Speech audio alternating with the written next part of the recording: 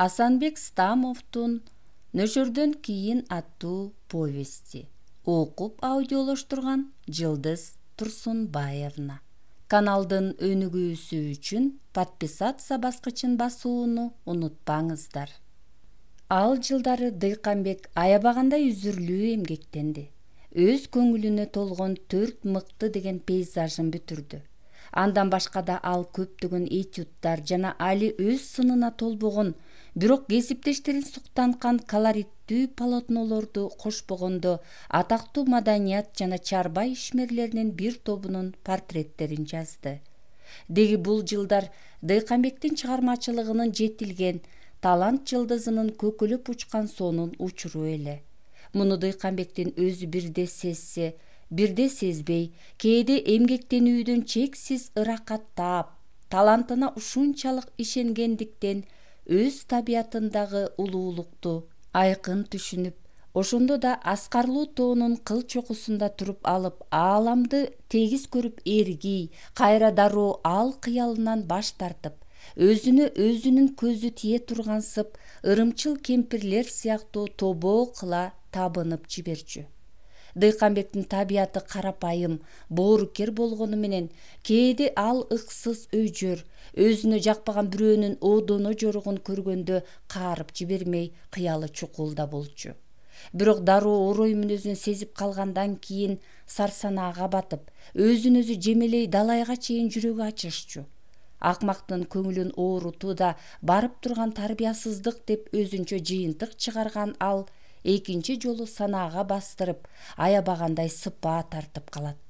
Дыйканбектин өз кылык жоругуна сын көз менен кароосу чыгармаларына карата болгон ар кандай мактоого көп маани бербөөгө үйрөткөн. Мактоонун түрлөрү көп болорун, бирөөлөр түшүнүп мактаса, айрымдары түшүнбөй мактаарын ал билчү. Курулай мактоо жетиле элек талантты бузат.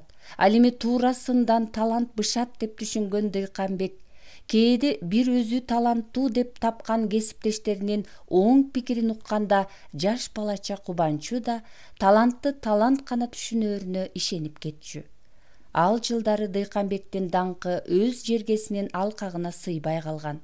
Москвада анын персоналдуу көргөзмөсү ачылып, борбордук басма сөздөрдө дурус пикирлер айтылды.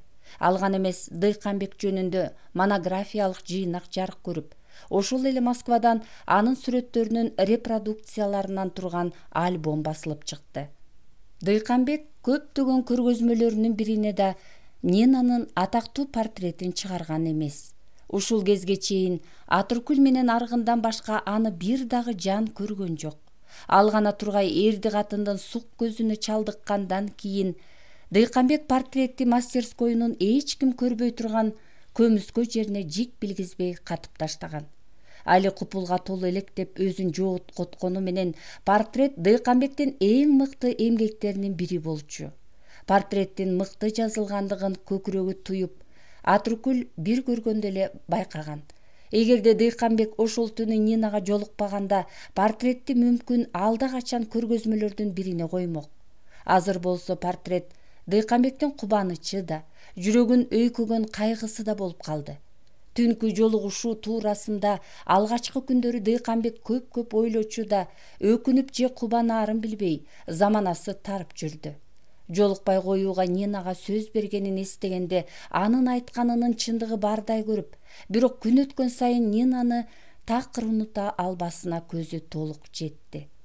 Айтмакчы, иштин кумарына баткан Дыйканбек алгачкы күндөрү Нинаны караманча эстен чыгарууга далалат кылып жүргөндө, бир курдай экөө кокусунан жолугушуп, кантер айласын таппай алдастаган Дыйканбектин оозуна сөз кирбей, башынан кара буу чыккан. Саламдашып алып, же шар басып кете албай, Нина дагы айласы курган абалда Дыйканбекти өтүмсүз тиктей берди. Дыйканбек эптеп гана ортодогу ыңгайсыз абалды жоюш үчүн: «Иштериң кандай?» деди бирбеткей. «Кандай керек сага?» Үнү дирилдеген Нина Дыйканбектин суроосуна капа болуп калган эле. Экөө дагы бир азга тиктешип тургандан кийин ооз учтарын кыбырата акырын кош айтышты. Ошондугу алардын сырткы түрү ойноп отуруп, кокусунан таарыныша кеткен жаш балдардыкындай эле. Бирок бүгүн таарынышкан балдар эртеси эле чогуу ойноп чыгышат. Нина менен Дыйканбектин мындан аркы мамилелери кандай болоорун ачык баамдай алышпастан жан кыйнап, ойго батып, экөө тең бири-бири менен түштөрүндө такай сүйлөшчү. Ошентип канчалык аракет кылганы менен Дыйканбек Нинаны унута алган жок. Анын элеси кайда болбосун өзү менен кошо жүрүп, Нинаны унутууга кылган аракети бекер гана көңүл жубатуу экенин ал түшүндү. Адеп Нинага жеткен күнү Дыйканбектин көңүлүн кандайдыр бир эркектик курулай эрдемсүү бийлеп кеткенсиген. Далайларды эңсеткен даңктуу артистканын эми болсо минтип өз эркине баш ийип, болгондо да бир карапайым аялча эркелеши, эркеши Дыйканбекти ого бетер кыйынсынткан. Көкүрөккө сыйбаган бир түндүк бакыт, колго оңой тийген жеңиш анын кыялын көкүлөттү. Өзүнө болгон ишеними аябай күчөп, ал шерденди.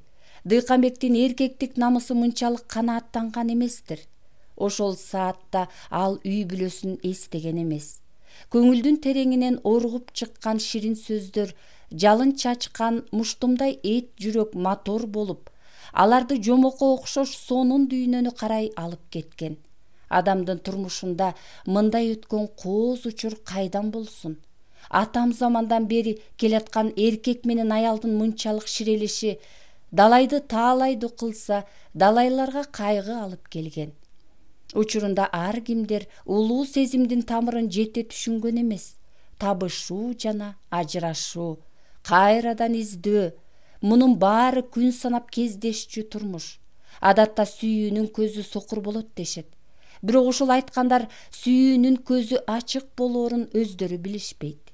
Дыйканбек болсо адегенде Нина экөөнүн мамилеси эстен чыгаар деп ойлогон. Эми минтип чачына ак киргенде ашыктык деген ыйык сезимге туш болгонун чын дилинен туюп, бир учурдагы эркектик менсинүүнү эстегенде өзү да уялып кетчү. Экөөнүн мамилелери ууздай таза кезинде алар жолукканда эл көзүнө көрүнүүдөн качышпай, эч кимден сүрдөшчү эмес. Бири-бирине тике карашчу. Эне атасынын үйүндө эркин кирип чыккан бир туугандай мамилелери эркин болчу. Азыр болсо экөөнүн мамилеси мурдагыдай болбой, кокусунан жолуга калышкан маалда кандайдыр оңтойсуз абалга дуушар болушуп, өтүп бараткандардын баары экөөнүн мамилесинен шек санап жаткандай кысылышат. Жаз келди. Жаздын келиши Дыйканбекти аябай алакты кыла баштаган. Ал Нинаны күн сайын гана эмес, эми саат сайын эңсейт. Аны эстегенде көкүрөктү эзген күйүттөн улам ал жанын коерго жер таппай кар баластайт да, ошондо ал Нинаны унутуш үчүн тоону көздөй жүрүп кетчү. Жадырап тийген күндүн ыкчам илеби жеке жер тамыры гана эмес, кудуреттүү жаратылыштын төл балдары болгон жан-жаны барлардын делебесин козгой. Тоо этегиндеги алаш албырт күрткү алдынан ак саргыл байчечекейлер бажырайган кез. Шеми кайткан кыштын ызгаарын токтотпой, күрткү алдындагы тоң тиштеген кара жерди жарып чыгып күн нуруна умтулган гүл эч бир тоскоолдукка моюн бурбай, өлүмгө ар дайым үстөмдүк кылган өмүрдүн, сүйүүнүн анык символу сыяктуу адамдардын жашоого болгон тилегин бекемдеп, үмүтүн ого бетер жарык кылат. Эгерим ушул назик гүлдөн үлгү алган адам эч качан мөгдүрөбөстөн, кыйынчылыкка моюн сунбай, ар дайым өмүрдү урматтап жүрүп жашамак. Кары кетелек тоо этегинде турган Дыйканбек байчечекейдин жытын искей ушинтип ой жүгүртүп алды. Ал баягы боз бала кезинен келаткан көнүмүшү боюнча жылдын 4 мезгилинде ой тоолор менен түзөңдөрдү бүтүндөй кыдырып, этюднигин дайыма жанына ала жүрчү. Шаарда узагыраак жашап калса, жүрөгү жарылып кетчүдөй бук боло, эмне кылар айласын таппай торго түшкөн куштай тытынат. Ал бүгүн машинасын айдап, Аламедин сайынын алкымына жеткенден кийин рулду күн чыгыш тарапка кетчү асфальт жолго бурду да, ысык атага бир аз жетпей, тасма жолдон окчунураак кары кап-качан кеткен, көк чыккан түзөңгө токтотуп таштады. Күн чайыттай ачык. Тоо этегиндеги калың күрткүлөр ала чокул болуп эрий баштаптыр. Андан ары жумурткадай аппак кар чайган жумуру токол тоолор, тоолордун аппактыгынан көз уялат. Бул наристедей таза тоолорду канчалык тиктесе да Дыйканбектин дегеле кумары тарабачудай. Кайра ал көк чыккан ой түзөңдөргө жүзүн бурду. Анан калса аппак тоолорду көп тиктегендиктен анын каректери ооруп, көзү карыга түшкөн болчу. Көк чыккан түзөңдөрдүн бети быжыраган ак саргыл байчечекей. Дыйканбек дагы бир 53 ат ары барды да мольберттин жайып, күн ылдыйлаганча алгачкы жаздын кереметтүү көрүнүшүн жазууну ойлоп, бирок мемиреген табиятка көз сала, далайга чейин дөң үстүндө бейкапар тура берди.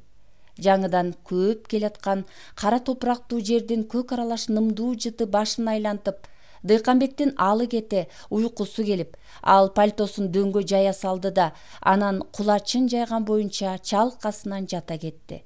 Ушул учурда жаратылыш эң бир кооз жана адам таң калгандай кызык эле. Ал оң колун созсо ак карлуу тоонун чокусуна тийгендей, ал эми сол жагы байчечекей жайнаган көк айдың. Чыпкалап койгонсуган көк аба тунуп, ал кыймылсыз. Күндүн жумшак нуру карегине, жүрөгүнө сайылып денең балкыйт. Нарыта көк айдың үстүндөгү туп-тунук көккө кагып таштагандай бир ордунда кыймылсыз торгойдун миң кубулткан үнү. Көк айдың бетиндеги бажырайган байчечекейди тууруган бирин серин кызыл көпөлөктөр бир туруп алдан эмеден үрккөндөй аппак карлуу этекти көздөй учуп барып, кар үстүнө коно калат да, чок басып алган балача чымын куюн болуп кайра көккө көтөрүлөт. Көшүлгөн аппак карачылган гүл сыяктуу көпөлөктөрдү жазгырып, чакырып жатса керек деп ойлогон Дыйканбек туруп барып, жумшак кардан бир чеңгелеп алды да, салааларынан көк тунук тамчыларды куюлтуп бир аз турду.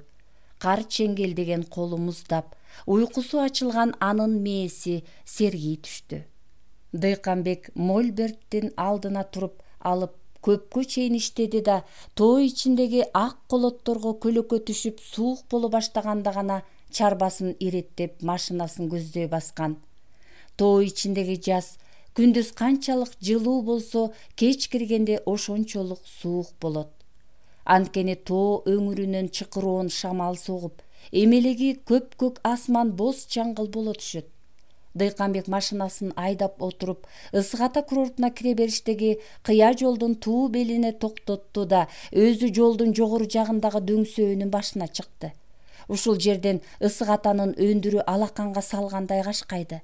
Коолорунда агыш каргылайган арсак көгүш аскалардын кээ бир жерине бозомук жөө тумандар оролу, асмандын анчалык бүркөк эместигине карабастан абадан жамгыр жыттанып, тетигил кыл чокулары учталган шишче соройгон улуу тоолордон алдаганча бийикте жалгыз бүркүт айланат. Каалгыган ал бирде канат серппей ылдый көздөй сызылып жөнөйт да, кайра көк сеңирди көздөй атып чыгат. Мына ошол кыраан бүркүт оюн курган чөлкөмдө калдайган жорлар батпайт. Бүркүт кайда каалгыса, алар ошол жакты карай канат сермеп, бүркүттүн төмөн жагында самсып жүрүштү. Калдайган жорларды теңине албагансыган бүркүт өз оюну менен алек. Ошого жараша бүркүт жорларды жанынан кууп да жибербей, бирок өзүнүн улуулугун өзү туюп, ал эми самсыган жан бактылардын тегеректеп жүрүшүн өзү да жактырса керек. Бүркүт айланган жерде жорлардын батпай кетерин Дыйканбек мурда эле байкаган. Жорлар бүркүттөн калган тарыпты жешет. Бүркүт дагы жемин жорудан кызганбайт. Бүркүттүн кенендигине, улуулугуна ыраазы болгон жорлар аны эч качан жалгыз таштабай ээрчип жүрүшкөн сыяктанат. Кала берсе алар бүркүткө кошомат кылып жүрүшпөсүн. Жаратылыштагы ушу көрүнүшкө Дыйканбек өзүнчө таң калат. Адамзат дагы бүркүткө окшошпу дейт. Даанышмандардын тегерегинде ар качан кошоматчылар, кас адамдар көп жүргөн. Арстан жүргөн чер токойдо чөөлөрдүн көп болоору да ушундан улам болсо керек. Алар тарпаңдыгандан башка эч пайда кылып бербейт. Бирок даанышмандын кадырына даанышман гана жеткен. Каратаанча лып баскан коюу түндү жирей Дыйканбек машинасын жай айдап келатты. Шаарга жеткенче көп бар. Эми ал өз санаасы менен алпуруша кайрадан Нинанын элесин көз алдына келтирди.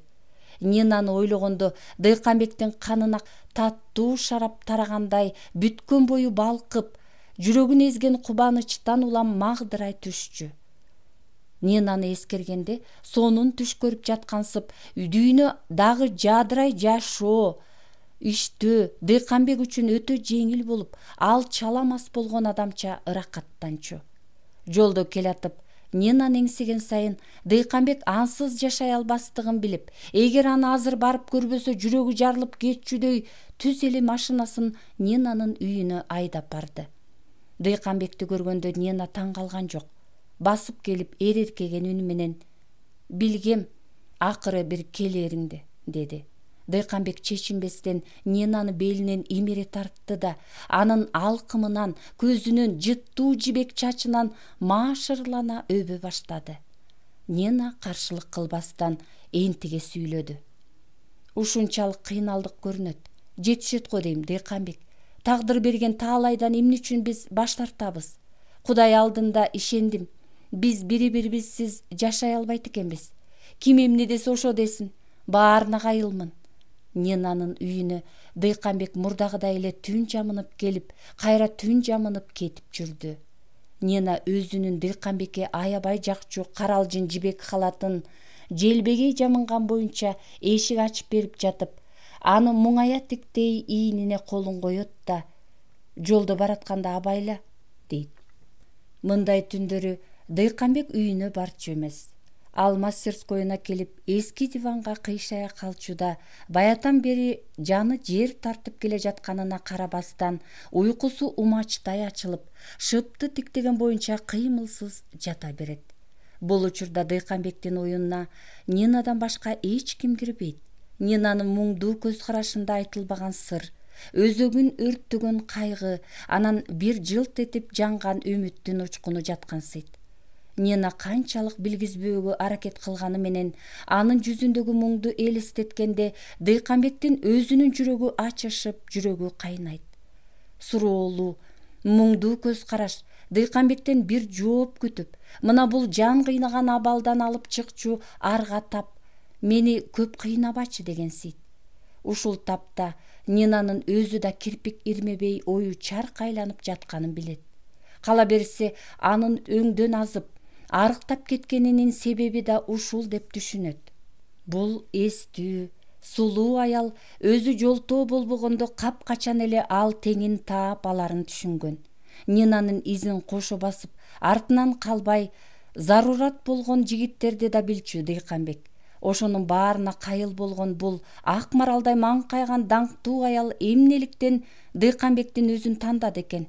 Дыйканбек аялга таалай алып келмек тургай, анын багын байлап жатканын билет.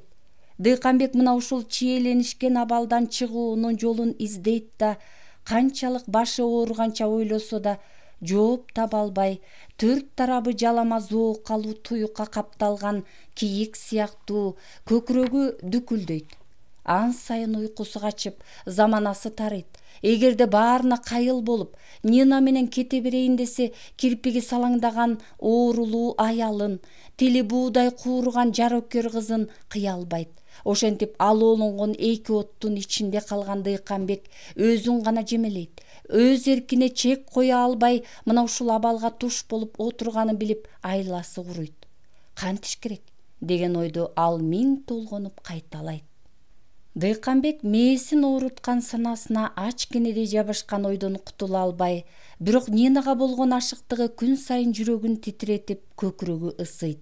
Бул сезим аны каяка алып бараарын ойлогусу келбей, баягы боз жигит кезиндегидей элирген Дыйканбек эми эч кимден айбыкпай, чоочулабай Нинанын үйүнө күндүзбү түнбү каалаган убагында келип кетчү болгон.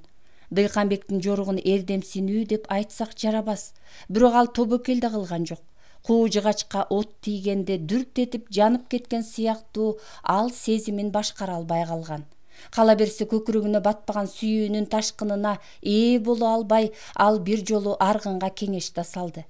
Ал мындайча болду. Май айынын орто чени болсо керек. Алар Аламийдин суусунун алкымындагы эки тоонун коктусуна салынган Дыйканбектин дачасына келишип, жаңыдан кире баштаган агын сууга таш ыргыта, кээде сууга матырылган коньяктан куюп ичишип, экөө өздөрүнчө ойго батып отурушканда Дыйканбек капилеттен: «Мен ушул кезде кыйын абалда жүрөм, Аргын», деди. Аргын анын сөзүнө маани берген жок. «Сөздүн кыскасы», деди Дыйканбек андан ары, «бир аялга ашык болуп калдым. Капырай, иши кылып ал күнү түнү жүрөккө тынчтык бербейт. Мен азыр да ошону ойлоп отурам. Деги айтчы, дос, сен бирөөнү сүйүп көрдүң беле?» Аргын эми гана түшүндү көрүнөт, чыдамы кете сурап жиберди. «Ашык болуп дейсиңби? Мен билбеген ал кайсы аял?» Дыйканбек терең улутунду. «Нина Соколованы айтып жатам, дос. Артистканы билесиңби? Ошол аял эч бир эсимден чыкпас болду. Такыр унута албаймын. Ушундай да болот экен, Нина эмне дейт? Аныңды билеби?» Дыйканбек айтсамбы дегендей ойлоно калды да: «Билбегендечи», деди. «Биз бирге жашап жүрөбүз». «О, көп болду. А дегенде мен көп алыска кетпейбиз го дегем. Эми болсо ал унутулмак тургай минут сайын эстен чыкпайт. Бармакка чыккан көбүргөндөй жүрөктү эзет да турат. Эмне кылыш керектигин өзүм да билбейм. Баш катты». Ушундан соң экөө бир топко чейин унчугушкан жок. Дыйканбекти караган Аргын атактуу Нинанын келбетин көз алдынан өткөрө, өзүнүн мындай аялдардын сүйүүсү гана эмес, күлкүсүнө арзыбаганын эстей, бир саамга Нинаны чындап эле Дыйканбектен кызганып, эмнегедир мындай таалайдын шыбагасы өз энчесине бир дагы жолу тийбегенине өкүндү. Дыйканбекке ич тардык кыла, Кудай берген кишисине баарын берет, деп ичинен таң калды. Ошол сулуу аял ушул кезде өз кучагында тургандай көрүп, бир уяттуу сезим Аргындын бүткөн боюн дүүлүктүрүп жиберген. Мындай көңүл жубатуу Аргындын өз башынан да өткөн. Бирок алардын бирөө да Нинанын тырмагына тең келгис, эркекче мактаныч кыла турган аялдар эмес болчу. Алардын баары тең баягы оңолтайга окшош беткелди жолуккандын кучагында эркелей берчү аягы суюк аялдар эле. Аргын ошого каниет кылганы менен өзүн ак көрүп, кээ бир кынтыгы билинген эркектерди Атыркүлдүн көзүнчө согуп калчу. Бирок Аргын өзүнө жакынсынган эркектердин канча бир аялдарды торуна түшүргөндүгү жөнүндө калпты чынды койгулаштырып айткандарын ыракаттанып угат. Кала берсе, ал уяттуу мамиленин быкыйына чейин сурап билгенди жакшы көрө турган. Ошондо гана деми сууган ал сөздүн аягында атасынын көрү, аялдын баары бирдей деп кол шилтеп жиберчү. Аялы бар адам бирөөнүн аялына, кызы бары бирөөнүн кызына, эжеси бары бирөөнүн эжесине сын такпаш керектигин, антип аял затын жалпы бир чен менен ченөө, наадандыктын бир белгиси экендигин Аргын билчү эмес. Атасынын көрү, ал дагы бир аял да, кимдин торуна түшпөгөн дейсиң? Табитиң тартса оокат кыла бер. Сен болбосоң эртең башка бирөөнү таап алат, деп Аргын сууга белчесине матырылган коньяктуу шишени тартып алды. Дыйканбек аябай ыза болду. Ыйык сезимин кордотуп алганына чыдабай: «Мен сага сырымды айттым. Адамдын кыялындагысын түшүнөт деп ойлодум. Бирок Нина жөнүндө экинчи жаман ойлочу болбо. Ал деген Умай эне сыяктуу таза аял. Эгер ал мага дилин берсе, демек ак сүйүүгө баш ийди. Ушуну түшүнгүн, Аргын, уктуңбу?» Ал ачуусун токтото албай, колундагы коньяк куюлган стаканды ташка чапты да, Аргын сууруп чыккан коньякты бутунун башы менен ыргыта тээп: «Кана, кеттик», деди. Аргын башынан коркок адам болгондуктан Дыйканбекке жооп кайтара алган жок. Дагы бирдеме десе Дыйканбек өзүн коюп жиберчүдөй болуп, бүжүрөгөн бойдон анын артынан ээрчий берди. Ошол айдын июнь айы ченде Дыйканбек менен Аргын катуу чатакташып, Аргын биринчи жолу Дыйканбекке бетме бет чыкты. Бир чети өз укугумду коргоп жатам деп ойлоду Аргын. Бирок ал Дыйканбекке бетме бет чыгыш үчүн көптөн бери атайын ичинен даярданып жүргөн. Күткөн учур көп узарган жок. Ал кезде Дыйканбектин баркы, даңкы бир элдин көөдөнүнө сыйбай баратканын көрүп, Аргындын куйкасы курушчу.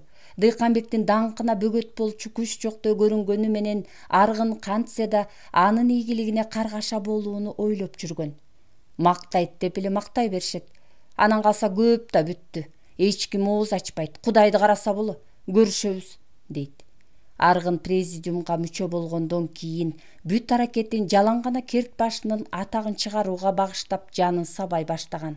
Мурда башкалар айтканда Дыйканбек ишенген эмес. Эми болсо өз көзү менен көрүп, ачууланганын билгизбей жолдошчулук иретинде эскертип көрдү. Аргын министерствонун өкүлүн колго алгандан кийин эмгек темасы, социальный чоң тема деген ураандын астында жеңил-желпи жазылган эмгектерин биринен сала бирин өткөргөнү аз келгенсип, бир жолу өзүнүн персоналдуу көргөзмөсүн музейдин чоң залында уюштуруу маселесин койду. Суроомду канааттандырбасаңар болбойт. Биз эмне башкалардан кем бекенбиз? Чоң музейдин залын алып бер. Эсептеп көрдүм. Эмгектерим залдын ичин бүт ээлөөчүдөй. Дыйканбек башын көтөрүп Аргынды тиктей берди да, халтураны биринин артынан бирин айдап, жыл сайын 10 чактадан сүрөт жазып жатсаң, сенин эмгектериңдин саны көбөйбөгөндө кимдики көбөйсүн, деп айтып жибере жаздап сабыр кыла. Музейдин чоң залы ар бир айга күн мурунтан пландаштырылып койгонун өзүң билесиң. Сенин персоналдуу выставкаңа ал жакта быйыл гана эмес, келерки жылы да орун тиерине көзүм жетпейт. Сенден башка атактуу художниктердин көргөзмөсүн кантип, кайда ачарыбызды билбей башыбыз маң. Алар деле сенден жашы улуу, кадыр барктуу экендигине карабастан, өзүбүздүн эле союздагы чакан залга макул болуп жатышат. Андан көрө сеникин да акылдашып көрүп, союздун залында ачалык. Дыйканбек ушул туура болоор деген ой менен Аргынды карай бергенде, анын өңү куу чөптөй бозоруп ордунан тура калды. Ал залга менин бүт эмгектерим сыйбайт. Мен дагы эл алдында отчет беришим керек. Бут тозбо. Кистиден чыккандын баарын көргөзмөгө коюунун кереги жок. Эгер отургандар макул десе, комиссия аркылуу сүрөттөрүңдү өзүбүз тандап алабыз. Эмгектериңдин ичинде бышып жетилгендери өтө аз. Сапаттуу иштеш керек. Чоң темага жамынгандан пайда чыкпайт. Аргын, сага айтаар жолдошчулук кеңешим, жазган эмгектериңди искусствонун үлгүсү болгудай иште. Чыгарманын санына кызыкпа. Аргын ордунан тура калды. Сен эле сапаттуу иштеп, калгандарыбыз эшек такалап жүрүп турбузбу? Сенин пейзаждарыңды да билебиз. Жерди сууну тартасың. Эмне үчүн өзүң эмгек адамдарын тартпайсың? Ачуусу келип, жүрөгү лакылдап, ысып чыкканына карабастан Дыйканбек дагы да болсо токтоо көрүнүүгө аракеттенди. Биздин эмгек адамдарынын образын түзгөн иштерибиз да аз эмес. Аны сен жакшы билесиң. Бирок сөз мен жөнүндө болуп жаткан жок. Сенин кандай адамдардын образын жакшы жазарыңды биз билебиз, Дыйканбек. Аялдардын, өзгөчө артисткалардын портретин тартууга келгенде жата каласың. Мага көп сын такпа. Чоң тема көтөрүү өз колуңдан келбейт. Жазган пейзаждарың бүгүнкү күндүн талабына жооп берет деп сен өзүң гана ойлойсуң. Бирок алар эскирген темалар. Эгер түшүнсөң, мен сага моминтип айтаар элем. Өкмөт койгон талаптан четтеп, бытовой теманын артынан түшүп кеттиң, дос. Колу калчылдаган Дыйканбек ордунан тура калып, Аргынды жапырып кирди. Сен качантан бери идейный болуп калгансың? Көп тантыба. Социальный тема дегенге жашынып алып, аны халтурщик болуп бүттүң. Билип кой, дилетант. Тууган жердин келбетин жазуу, ошонун образын ачуу, бул сен айткан социалдуу теманы түзөт. Сенин көргөзмөңдү уюштуруу жагын мен чечпейм. Комиссиянын пикирин угабыз. Мен болсом өз кезегимде сенин көргөзмөңдү ачууга караманча каршымын. Халтураны пропагандалуу деген укукту мага эч ким берген эмес. Сен деген бир адамсың. Баары эле сен айткандай болуп калбас. Калыс кишилер бар, катын-поз. Өкмөт деген бар. Аргын шарт чыгып кетти. Телефон тынбай шыңгырап жатты. Дыйканбек лакылдап соккон жүрөгү басылып, деми сууганча телефонду алган жок. Ал ошол нес болгон абалда көпкө чейин турду да, эшикке чыгып машинасын айдаган боюнча тоо тарапты көздөй зымырады. Дыйканбек мынчалык ыза болуп, ачуусу келген эместир.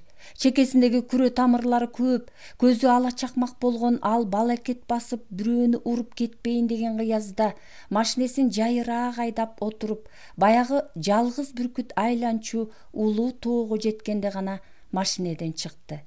Кеч бешим эле. Баягы жалгыз бүркүт көрүнбөйт. Улуу тоодон бери карагайлуу чердин үстүндө 5-6 жору айланып жүрөт. Бүркүттү издеп кареги талган Дыйканбектин көңүлү ого бетер чөктү.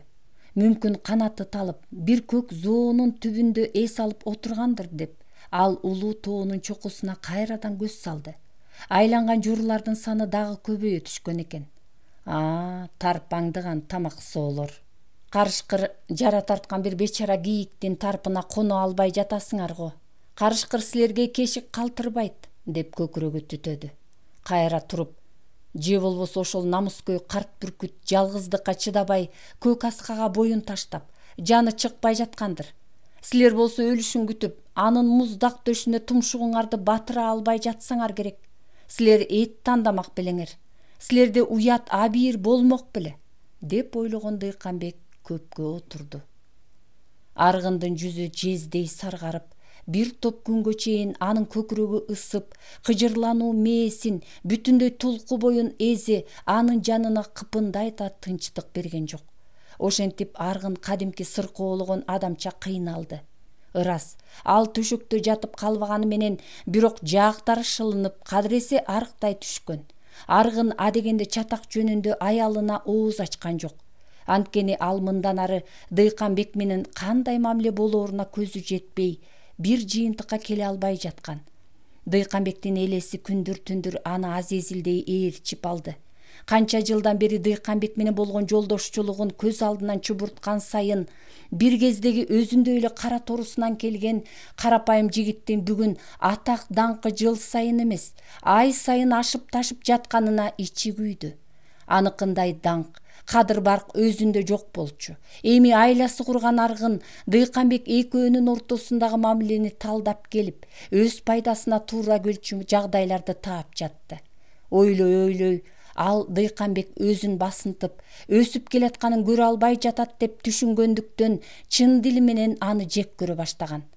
Бир кездеги ич күйдүлүк, көрө албастык, жек көрүүгө чейин өсүп жеткенден кийин кээ бирөөлөр кас санаган адамынан кандай да болбосун өч алууну ойлойт. Аргын дагы акыры келип, Дыйканбектин беделин түшүрүүнү, өч алууну эңседи. Эми ал Дыйканбекти бүтүндөй кара көө менен көөлөп таштоодон кайра тартпай турган абалга келген. Адам адеп кылмыштуу иш баштаардын алдында ошол өз жоругун актай турган жоопторду издейт. Жооп табылгандан кийин андай адам үчүн бирөөнү караламак тургай, аны өлтүрүп таштоо да оңой болуп калат. Аргын бир туруп Дыйканбек менен жараша турган өбөлгө издеп да көргөн. Канчалык баш оорутканы менен ортолорунда пайда болгон жараканын нугу абдан терең экендигин түшүнгөндөн кийин каршылашуудан башка арга таппай, өз алын баамдап келип, Дыйканбекке бетме бет чыга албасын билди да, Аргын каршылашуунун башкача жолун издей баштаган. Каршылашуунун да өзүнчө маданияты болоорун Аргын капарына алган жок. Касыңды тизелетиш үчүн тапкан айлаңдын баарын колдон, ошондо гана жеңиш сеники болот деген эрежеси бар болчу. Ошол эрежесин ал илгери колдонуп да көргөн. Шаардын чыгыш жагынан конуш алып, там салып жаткан кошунасы экөө бир жолу кокусунан чатакташып калды. Кошунасы заводдо иштеген, тайманбаган көк жигит эле. Жазга жуук тамынын төмөн жагындагы кичинекей огородун жашылдандырууну ойлогон жигит бульдозер алып келип, таштак жерди бүт сүздүрүп таштады да, машинелеп кара топурактарды тарттырып келип, бошогон жерди толтурду. Ал эртеси тегизделген кара топурактуу жерге алма өрүк, шабдалыны баш кылып, не бир көчөттүн түрүн кыркалата тигип таштаган. Аргын алгачкы күндөрү эмгекчил кошунасынын аракетине маани бербей сарайында иштей берди. Экинчи күнү эрте туруп кошунасынын короосун караса эле таанылбай калыптыр. Каралжын тарткан май топурак упадай тегизделип, анын бетинде бүчүр ал элек кызгылт көчөттөр сербейет. Аргын мээнеткеч жигиттин кылганына кубанбай, таң калбай, бейкапар адамча карап турса, жанына атыркүл басып келди. Жигит кыйын го дегенчелик кылып, Аргын кошунасынын короо жагын тиктеген боюнча кыймылдаган жок. Күйөөсүнүн аңкоолугуна биротоло көзү жеткен Атыркүл аны карап туруп каарып кирди. Кайсарыңа тиктейсиң? Кошунаңдын камбылдыгына ыраазы болуп жатасыңбы? Анча болду биздин огородду деле өзүнүкүнө кошуп алсын. Сени эркек катар көрбөй тура ал. Болбосо кантип ушул жорукка барат? Аялынын эмне айткысы келгенин түшүнбөгөн Аргын апендиче чоочуп койду. Анчалык эмне болду сага? Көрүп турам, шылуун жигит экен, оокатын кылсын. Ага эмне ичтардык кыласың? Көкме, деди күйөөсүнө Атыркүл. Ага сенин акылың жеткенче качан? Аны мен алда качан эле түшүнгөм. Тиккен көчөттөрүн көрдүңбү? Карачы, кылкасынан гана биздин арыктын четине тыгыз тигип таштаптыр. Санап көрчү, 10 экен. Арыктын жээги менен көчөттөрдүн ортосу 2 эле карыш. Биз аз жылдан кийин көчөттөр чоңойгондо көлөкөсү бүт биздин огородду басып калат. Көлөкөнүн алдында эмне өсмөк? Карап тур. Ошондо короого эч нерсе чыкпай кара так калат. Бул эмнеси я? Эркеги жок үйчө бизди кор кармап. Же сени адам катары көрбөйбү? Барып айт, көчөттөрүн жулуп алып, биздин арыктан 3 чат ары тиксин. Буркан шаркан түшкөн Атыркүл үйгө кирип кетти. Аргын ойлоп көрсө, аялынын айтканы туура сыяктанат. Каны кайнай ал кошунасын чакырып чыгып, бирок токтоолук менен иштин жагдайын түшүндүрмөкчү болду эле. Кошунасы Аргындын сөзүн укмак тургай, кайра Аргынды дегдеңдете төшкө түртүп, короосунан ары сүрүп таштады.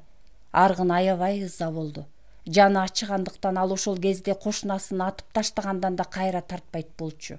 Аны жек көрүп, канча күн иштей да, уктай да албайт. Ал дагы бир жолу кошунасына барып түшүндүрмөкчү болгон. Бирок ал жигит Аргын менен сүйлөшмөк тургай аны жанына жолоткон жок. Ошондо Аргын бир айла тапкандай кошунасын жайына тим коюп, өзүнчө күлүңдөй санаасы тынып калгансыды. Ажылдап келаткан Атыркүлдү да сүйлөтпөй, шашпа, көрө жатарбыз, кебилген жок. Күйөөсүнүн билгени бар экенине көзү жеткен Атыркүл унчукпай калды. Бүчүрү жарылган назик көчөттөрдүн жайында көк жалбырагы сеңселген сайын үй ээси эртели кеч тамырына суу жайып, күн ысыкта чакалап суу куюп жаны тынбайт.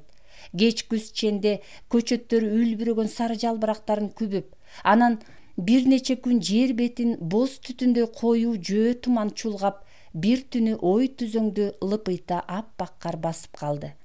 Ошол жылкы кыш узак болгон. Март айы ортолоп калган ченде сары кар жаады. Кардын башын кар жутат дегендей, сары кар алдында калган кышкы карт кар чок тийгендей эрип, короо жайлар карара түшүп, бирок күн анчалык ачыла бербей кыбыла жактан ызгаар согот. Кечинде күн алай дүлөй түшүп бүркөлүп, кичинеден кар сампарлап жаады. Аргын ушул учурду гана көптөн бери күткөн. Ал түнү бою уктаган жок. Газдагы шакылдап кайнап жаткан суудан кош чайнекке толтуруп алып, түн ортосу ченде кошунасынын жаш көчөттөрүнүн тамырына жарым чайнектен кайнак сууну эринбей куюп чыкты. Өз жумушун бүтүргөндөн кийин ал жарыгы өчкөн терезеден көпкө чейин кошунасынын короосун карап отурган. Сампарлаган кар таңгамаал бурушуга айланып, эртең менен айлананы лыпыйта басып калды. Аргынга ушул гана керек болчу. 2 күндөн кийин күндүн нуру кайрадан жылт этип, сары кар бир заматта эрип кетти да, жер көп жаз келди. Бирок бул жылы кошунанын жаш көчөттөрү көгөргөн жок. Айыласы куруган жигит адистерден сурамжылап көрдү эле, кээ бири кыш катуу болгондуктан үшүп кетсе керек десе, кээси тартып келген топурагыңда бир манден бар, тамырын курт жеген дешип болжолгондору менен эч кимиси анын үйүнө басып келип көчөттөрдү көргөн жок. Кан сөлсүз кургап калган көчөттөрдү жигит жайкы аптап учурунда биротоло үмүт үзүп жулуп таштаган. Карапайым жигит жаш көчөттөрдүн куурап калганын кошунамдын каарына калдым. Тегин адам эмес экен деп өзүнчө ой жоруду да, андан ары короо жайына мурдагыдай көңүл бурганды койгон. Бул жорук күйөөсүнүн колунан келгенин билген Атыркүл, билбегениң жок, балекетсиң ай, деп аны көтөрө чалды.